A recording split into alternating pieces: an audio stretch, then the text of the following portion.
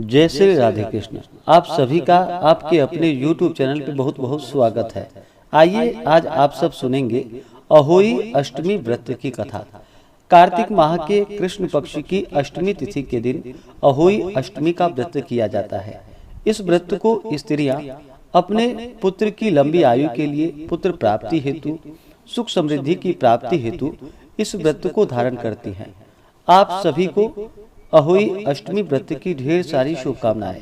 आप सभी के जीवन में अहोई माता की कृपा से, भगवान शिव माता पार्वती की कृपा से आप सभी को सभी प्रकार के सुख और समृद्धि की प्राप्ति हो। कार्तिक माह कृष्ण पक्ष की अष्टमी तिथि के दिन स्त्रियां, जो कि इस दिन निर्जला व्रत को धारण करती हैं और शाम को कहीं पे तारा देख करके और कहीं पे चंद्रोदय होने पर अर्घ्य प्रदान करने के बाद फिर व्रत को पूर्ण माना जाता है। इस दिन स्त्रियां अपने पुत्र की दीर्घायु एवं सुख समृद्धि के लिए माताएं अहोई माँ की पूजा करते हैं, यह व्रत रखती हैं। करवा चौथ के समान ही अहोई अष्टमी भी एक महत्वपूर्ण त्योहार माना गया है। करवा चौथ का व्रत स्त्रियां, जो कि पति की दीर्घायु जीवन की कामना हेतु धारण करती हैं, तो वहीं पे अहोई अष्टमी का व्रत पुत्रों की दीर्घ आयु और मंगल कामना के लिए किया जाता है।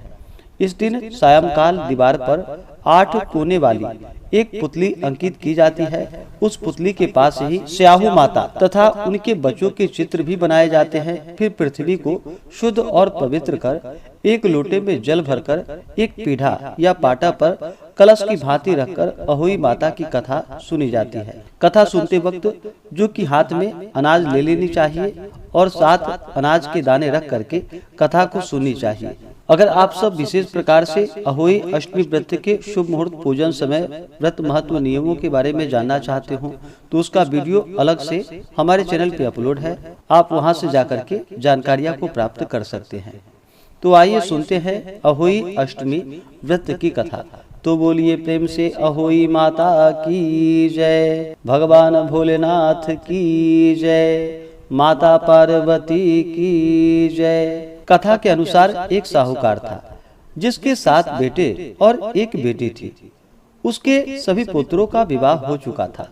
दीपावली से पहले 7 बहुएं अपनी ननद के साथ जंगल में मिट्टी लेने के लिए गईं।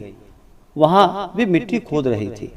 वहीं पर एक स्याहू, जो कि शेई की मान थी, मिट्टी खोदते समय ननद के हाथों स्याहू का बच्चा मर गया। इससे क्रुद्ध होकर स्याहू माता बोली कि मैं तेरी कोख बांधूंगी। तब ननद अपनी 7 भाभियों से बोली, तुम में से मेरे बदले कोई अपनी कोख बंधवा लो। सब भाभियों ने अपनी कोख बंधवाने से इनकार कर दिया, परंतु छोटी भाभी सोचने लगी, यदि मैं कोख नहीं बंधवाऊंगी तो सास जी नाराज होंगी। यह विचार कर ननद के बदले अपनी कोख बंधवा ली। इसके बाद उसके जो बच्चे होते वह 7 दिन के बाद मर जाते थे। एक दिन उसने पंडित को बुलाकर पूछा कि मेरी संतान 7वें दिन क्यों मर जाती है। तब पंडित जी ने कहा कि तुम सुरही गाय की पूजा करो। सुरही गाय, जो कि स्याहू माता की भायली है, वह तेरी कोख छोड़े तब तो तेरा बच्चा जीवित रहेगा। तत्पश्चात बहू प्रातः काल उठकर चुपचाप सुरही गाय के नीचे सफाई आदि कर जाती। एक दिन गौ माता ने सोचा कि आजकल मेरी कौन सेवा कर रहा है, सो आज मैं देखूंगी। गौ माता तड़के उठी। क्या देखती है कि साहूकार की पुत्र वधू उसके आसपास सफाई कर रही थी। गौ माता उससे बोली कि मैं तेरी सेवा से प्रसन्न हूँ, जो चाहो सो मांग लो। तब बहू बोली कि स्याहू माता तुम्हारी भायली है और उसने मेरी कोख बांध रखी है, सो मेरी कोख आप खुलवा दो। इस पर गौ माता ने कहा, अच्छा। यह कहकर गौ माता समुद्र पार अपनी भायली के पास उसको लेकर चली। रास्ते में कड़ी धूप थी। वे दोनों एक पेड़ के नीचे बैठ गईं। थोड़ी देर बाद एक सांप आया और उस वृक्ष पर एक गरुड़ पक्षी के बच्चे को डसने लगा। साहूकार की बहू ने सांप को मारकर ढाल के नीचे दबा दिया और बच्चों को बचा लिया। कुछ देर बाद गरुड़ पक्षी आई तो वहां खून पड़ा देखकर साहूकार की बहू को चोंच मारने लगी। तब वह बोली कि मैंने तेरे बच्चों को नहीं मारा, बल्कि यह सांप तेरे बच्चों को डसने आया था। मैंने तो उससे तेरे बच्चों की रक्षा की है। यह सुनकर गरुड़ पक्षी बोली कि मांग, तुम क्या मांगती हो? बहू बोली कि 7 समुद्र पार स्याहू माता रहती है, हमें तुम उनके पास पहुंचा दो।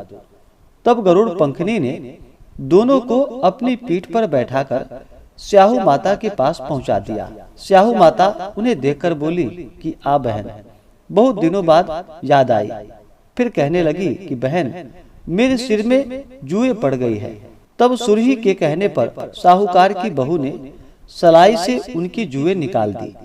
इस पर स्याहू माता प्रसन्न होकर बोली, तूने मेरे सिर में बहुत सलाई डाली है, इसलिए तेरे 7 बेटे और बहू होंगी। इस पर वह बोली, मेरे तो एक भी बेटा नहीं, 7 बेटे कहाँ से होंगे?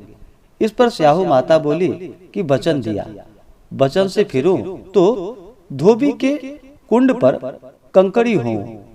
साहूकार की बहू बोली कि मेरी कोख तो तुम्हारे पास बंद पड़ी है। यह सुनकर स्याहू माता बोली कि तूने मुझे ठग लिया। मैं तेरी कोख खोलती तो नहीं, परंतु अब खोलनी पड़ेगी। जा, तेरे घर तुझे 7 बेटे और बहुएं मिलेंगी। तू जाकर उद्यापन करियो, 7 अहोई बनाकर 7 कढ़ाई करियो। बहू लौटकर घर आई तो वहां देखा 7 बेटे और 7 बहुएं बैठे हैं। वह उन्हें देखकर बहुत प्रसन्न हुई। उसने 7 अहोई बनाई, 7 उद्यापन किए तथा 7 कढ़ाई की। रात्रि के समय जेठानियां आपस में कहने लगी कि जल्दी जल्दी नहाकर पूजा कर लो, कहीं छोटी बच्चों को याद करके रोने ना लगे। थोड़ी देर बाद उन्होंने अपने बच्चों से कहा कि अपनी चाची के घर जाकर दिखाओ कि वह आज अभी तक रोई क्यों नहीं। बच्चे ने जाकर कहा, चाची तो कुछ कर रही है, खूब उद्यापन हो रहा है। यह सुनते ही जेठानियां दौड़ी दौड़ी घर आई और पूछा कि तूने कोख कैसे छुड़ाई?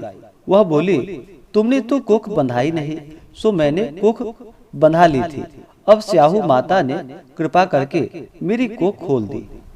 हे स्याहू माता, हे अहोई माता, जो भी आपका व्रत करे, पूजन करे, कथा श्रवण करे, उनके ऊपर अपना कृपा सदैव बनाए रखना, उनका गोद हरा भरा रखना तथा सुख और समृद्धि का आशीर्वाद प्रदान करना।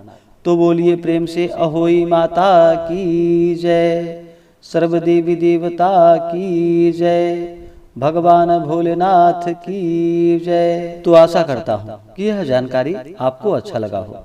ऐसे ही ज्ञानवर्धक जानकारियाँ प्राप्त करने के लिए इस चैनल पे अगर आप नए हैं तो चैनल को लाल बटन दबा करके सब्सक्राइब करें, साथ में बेल आइकन घंटी को दबाएं ताकि मेरे वीडियो का नोटिफिकेशन आपको समय से मिलता रहे। वीडियो को लाइक करें, शेयर करें, सुखी रहे और स्वस्थ रहे। जय श्री राधे कृष्ण। धन्यवाद आप सभी भक्तों पर अहोई माता, भगवान भोलेनाथ, माता पार्वती की कृपा से आप सभी को सभी प्रकार के सुख और समृद्धि की प्राप्ति हो।